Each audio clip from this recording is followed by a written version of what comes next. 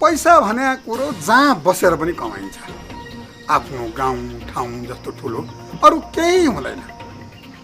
छिट्टो गरेर आइज है भनेर भन्छ भन्ठाने होला। ल भन कति काम ल्यायो तिमी? दाइ जे छ यही चिठीमा छ दाइ। चिठी।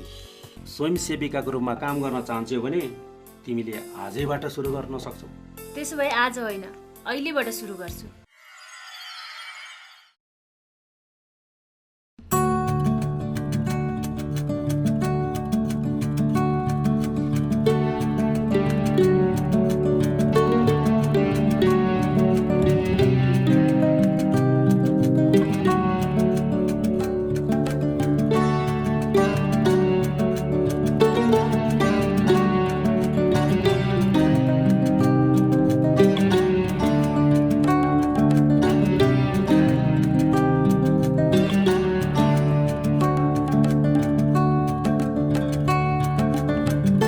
पानी छैन, कमसेकम पानी त ल्याएर राख्नुपर्छ नि। आफै गएर ल्याए भइहाल्यो नि त। ए त्यसो भए अब मैले चुलो चौको घाँस दाउरो पानी पँधेरो बढार बुडुर सफा सुग्घरको सबै काम गर्नुपर्ने भयो नि त। काम कामै हो, जसले गर्दा नि हुन्छ। भए जतिको काम मैले गर्नुपर्छ भन्ने छ र? होइन, स्वास्नीलाई त तिमीले दासी भन्ठान्छ कि क्या हो? ए त्यसो भए अब मैले काम गर्ने अर्कै मान्छे खोज्नु पर्यो? बढ्ता किन बोल्ने, जान्ने किन हुने? मैले जे भन्छु त्यो खुर्क गर्न। होइन तैँले मलाई नटेरे कि तैँले मैले भनेको नसुने कि तँलाई मैले पानी लिएर आइज भनेको होइन? खुर्का जा, पानी लिएर आइज।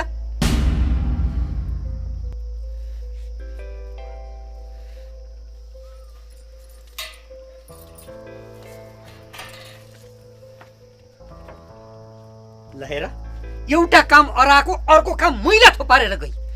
यो आइमैले त मलाई त दिक्कै पारिसके।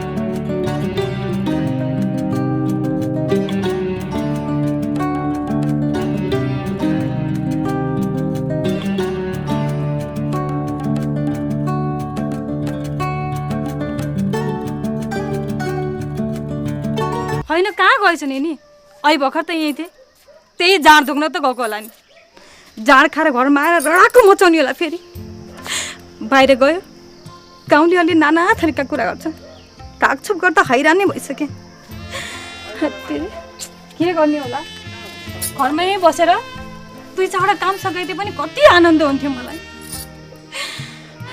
सुख कहिले पाउने भएन मैले हामीले यहाँ किन बोलाउनु भएको सचिवज्यू जान्न पाए हुन्थ्यो हुन त हुन्थ्यो तर यहाँ उजुरीकर्ता नै नआएर ढिलो भयो कि उजुरीकर्ता चाहिँ को परेछन् यहाँ हेर्न यहाँ देखिन शङ्का त मलाई पहिल्यै लागेको थियो मेरो शङ्का सही निस्क्यो मुख्य कुरा महत्त्वपूर्ण हुन्छ उजुरीकर्ता मै हुँ लौ सचिवज्यू अहिले यही ठाउँको ठाउँ कुरो टुङ्गाइदिनु पर्यो कुइकेल काका तपाईँले आफ्नो उजुरीमा चक्र दाइ र शकुन्तला भाउजूलाई झिकाएर विवादको टुङ्गो लगाइ पाऊँ भनेर भन्नुभएको छ ल भन्नुहोस् विवादको विषय चाहिँ के हो कुराहरू केही पनि होइन शान्ति हाम्रो घरमा बसेकी छे आज शान्ति सिङ्गी गाउँको गर्वको विषय बनेकी छे हो दहा त्यही हो दहा होइन यो समाजको रीतिथिति भाड्ने कामको विरोध गरेको हुँ मैले अनि शान्ति चक्र दाइ र शकुन्तला भाउजूको घरमा बस्दा तपाईँलाई डाहा हुनुपर्ने कारण चाहिँ के हो त धेरै उता ढल्केर नबोल्नु सचिवज्यू उजुरी मैले गरेको हुँ कुराको सुनवाई पहिले मेरो हुनुपर्छ पहिले कुरा त के हो भन्नुहोस् त्यही शान्ति नेपाली हो नेपाली तपाईँ पनि त नेपाली हो नि काका तेरो मुखमा किरा परोस् बच्चा मलाई नेपाली भन्छस् मुख्य कुरा महत्त्वपूर्ण हुन्छ म यस गाउँको प्रतिष्ठित विद्वान व्यक्ति हुँ सारा गाउँले मलाई सम्मान गर्छन् जथाभावी बोल्दो रहेछ अहिले आफूलाई विद्वान र प्रतिष्ठित व्यक्ति भन्नु समाजको आँखामा छारो हाल्ने काम मात्र हो काका ए सचिवज्यू के तल्ल पर हेरेर थुदिनुहोस् न यसको जिब्रो छुल्या मुख्य कुरा महत्त्वपूर्ण हुन्छ छँदा खाँदाको बाहुनको छोरो भएर तल्लो जातको दलित केटी ल्याएर घरमा राखेको छ परापूर्व कालदेखिको सामाजिक मर्यादा तोडेको छ यसले हुँदा हुँदा गाउँ र गाउँलेलाई भड्काएको छ यसले अझ हामीसँग ठुल्ठुलो कुरा गर्छ ए बाजी त बाहुन हो कि होइन भन् त मान्छे हुँ म घमण्ड र दम्भविहीन मान्छे जातीयता होइन मानवता छ म भित्र र म भित्रको मानवतामा कसैले ठेस पुर्याउन खोज्छ भने म त्यो सहन सक्दिनँ सानो त तैँले के पर्छ हेर्दै जान अनि थाहा पाउनुहोस् पहिले निर्णय गरिदिनुहोस् न सचिवज्यू मेरो शक्ति र पहुँचलाई यसले पनि चिन्न पाओस् काका मैले तपाईँलाई पहिले राम्रोसँग सम्झाइसकेको छु तपाईँको धाक र धम्कीले हामी डग्नेवाला छैनौँ खाएको विष मात्रै लाग्छ नखाएको विषले केही गर्दैन बुझ्नुभयो हेर्नुहोस् कुइकेल काका तपाईँ जातीय विवादलाई उठाउँदै हुनुहुन्छ सानातिना विवादलाई समाधान गर्नको लागि कानुनले दिएको अधिकार प्रयोग गरेर काम गर्नलाई स्थापना गरिएको स्थानीय निकाय हो यो त्यसैले हामीले जे जस्ता निर्णय गर्छौँ कानुनको दायराभित्र रहेर गर्छौँ र यो जातीय विभेद गर्नलाई हाम्रो देशको मुलुकी ऐनले पनि बन्देज लगाएको छ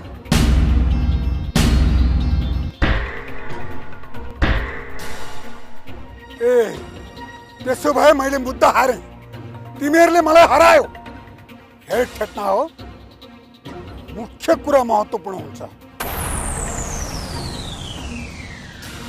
तिमी जुन कुर्सीमा आज बसेका छौ नि सचिव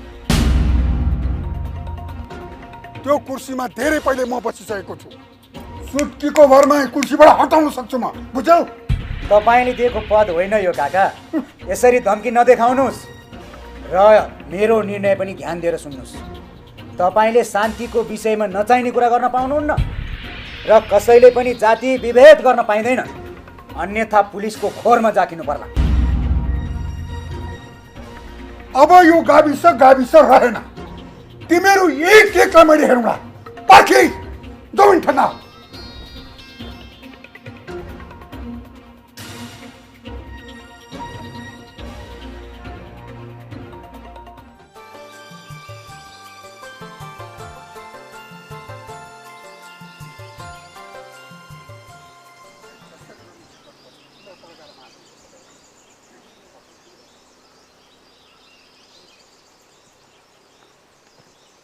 काहीँ नभएको जागिर खाएको त्यसले त्यस्ता जाबा पनि सचिव हुन्छ मलाई मुद्दा हराउने अझ मलाई जेल जाकिनु पर्छ अरे मुख्य कुरा महत्त्वपूर्ण हुन्छ भन्ने कुरा त्यसलाई थाहा नै रहन्छ पर्खिन त्यसको उछितो नकाटे त कहाँ छोड्नु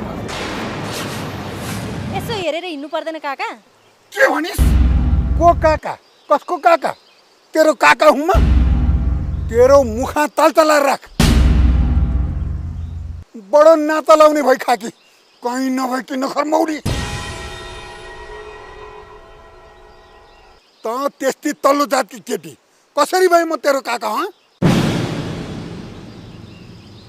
बढ्ता बोल्दै रहेछस् हुन त जस्ता जुडो खाए त्यस्तै हुने त हो नि के जातिलाई चलाए मुखभरि छिटा भने यही हो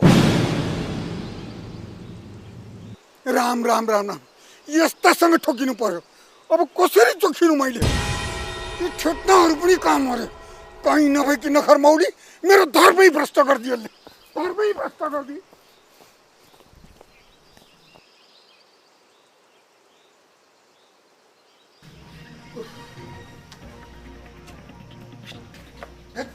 कस्तो घामण दिन परेछ भने उता त्यो चक्रिया ल्याउनु शुद्ध मलाई नै हेर्ने त्यो सची भनाउँदो गोइताङ्गे पनि मलाई नै हेर्ने हुँदा हुँदा त्यो नखर मौली दलितले शुद्ध मैसँग पुछ्ने गरी आउँछ बा कस्तो दिन बिग्रिया रहेछ भने आज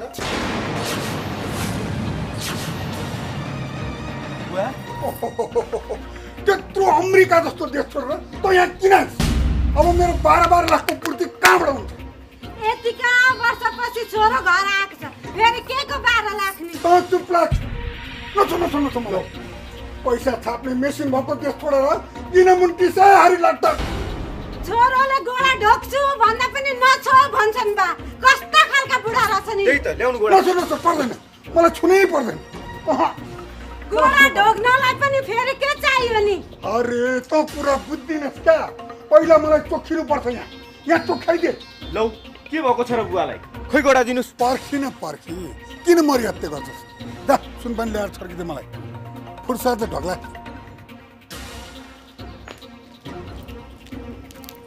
चोखो चोखिनु भयो अब ल ढोका लौ बुवा ढोक गरेँ मैले ल मेरो 1 पैसा पनि खर्च नगएर आइकन फेरि अमेरिका गए र टन्न कमाए बुवा पनि जति जति बुढो हुनुभयो त्यति रमाइलो हुँदै जानु भएको छ अनि यो सुनपानी चाहिँ किन छर्किन लाउनु बुवा ल छर्किनु परेन त मुख्य कुरा महत्त्वपूर्ण हुन्छ यो कहीँ नभएकी नखरमौली छोइदिएर पट होइन यो छुवाछुत यो गाउँबाट अझै गएको छैन बुवा त कुरा बुझ्दैन त्योभन्दा पनि डरलाग्दो कुरा भइसक्यो यहाँ होइन कस्तो डरलाग्दो कुरो हेर हामी परौँ ब्राह्मण कुलको त्यसमाथि मलाई नै त्यो दलित केटीले छोइदिएपछि चोखिनु परेन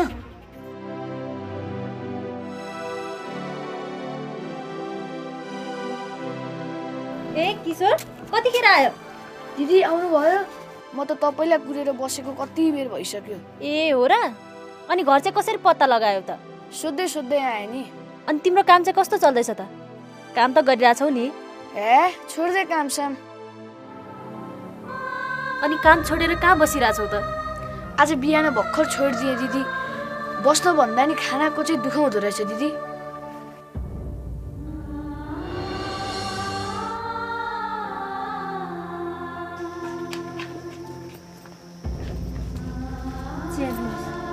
अरू केही ल्याउँ कि तपाईँलाई मेरो हिसाब गरी राख्नु चाहिँ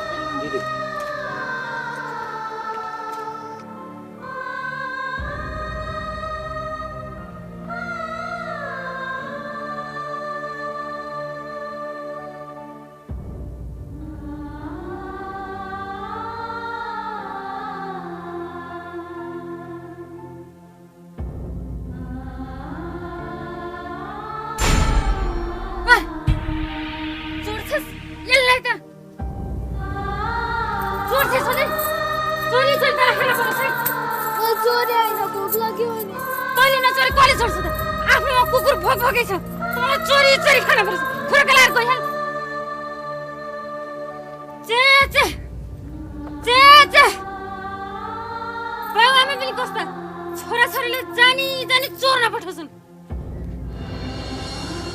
बाबु ल लाऊ खाजा खाउला।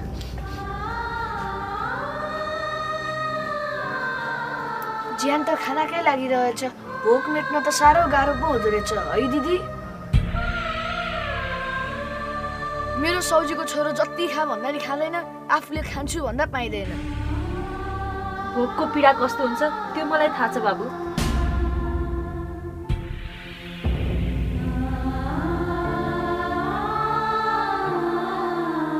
शान्ति दिदीसँग चाहिँ यति धेरै कुरा गर्नु नि, मसँग चाहिँ किन नबोलेको? भोका बेला यत्रो खानिदिनु भयो, झन् तपाईँसँग चाहिँ किन नबोल्नु नि? अघिसम्म त भोकले बोल्न नसकेर पो त। बाबु तिम्रो घर कहाँ हो? यही बस न त तिमी पनि। बस्दिन यहाँ त, साह्रै दुःख पायो भने कहिलेकाहीँ चाहिँ आउँछु। कति मिठो कुरा गरेको बाबु, कसले सिकाउँछ तिमीलाई यस्तो कुरा? अनेक थरीका ठाउँहरूमा गइन्छ, कति प्रकारका मानिसहरू भेटिन्छन्, अनि यस्तो कुराहरू त आइहाल्छ नि। अनि कतिले त मेरो गफ सुनेर भात पनि खान दिन्छ। फटा मान्छे कति कुरा गर्न आउँछ है। चक्र दाई नमस्ते। ओहो नमस्ते कञ्चन भाइ, के छ हाल खबर? कहिले आयो? एकदम ठिक छ दाई, हिजो भर्खरै आइपुगेको। अनि के छ त हाल खबर? वार्ता गरौँ न त। वार्ता? वार्ता? ओहो अझै तपाईँको वार्ता टुङ्गो लागेको छैन दाइ? सबै समस्याको समाधान वार्ताबाटै हुन्छ भन्ने निष्कर्षमा पुगेर यहाँसम्म आइयो। यसको अन्त्य त कहिले हुँदैन नि। वास्तवमा तपाईँमा धेरै परिवर्तन आएछ दाइ। द्वन्द्वको अवस्थामा तपाईँलाई देख्दा अझ तपाईँको नाम मात्रै सुन्दा पनि डराउँथे मान्छेहरू। सबभन्दा बलियो समय हो कञ्चन, समयले मान्छेलाई परिवर्तन गरिरहेको छ।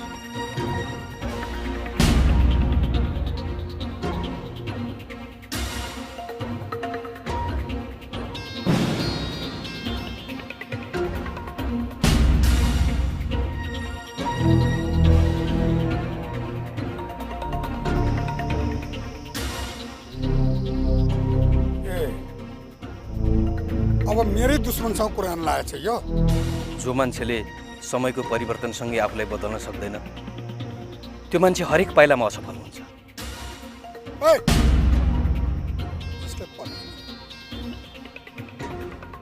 सबैको सोचाइ एउटै हुँदैन नि दाइ। यदि त्यस्तो हुन्थ्यो भने हाम्रो समाज उहिल्यै आदर्श समाजको रूपमा विकसित भइसक्थ्यो नि। ल त कञ्चन भाइ, म अलि हतारमा छु, वार्ता गर्दै गरौँला नि है। हुन्छ दाइ, म घरमै आउँछु वार्ता। ल आऊ है। त्यहाँ कहाँ हेर त, म आउन बित्तिकै भाइ आयो। अनि त नि त बाटोमा जो देख्यो त्यहीसँग बोल्नुपर्छ? किन बोले तसँग? किन बोले? बुवा चक्र दाइ त आफ्नै मान्छे हो। चक्र दाइ होइन, चक्रे भन् चक्रे।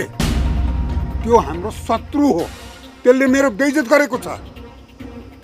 घरमा दलित केटी पालेर मैसँग ठुल्ठुलो कुरा गर्छ त्यो।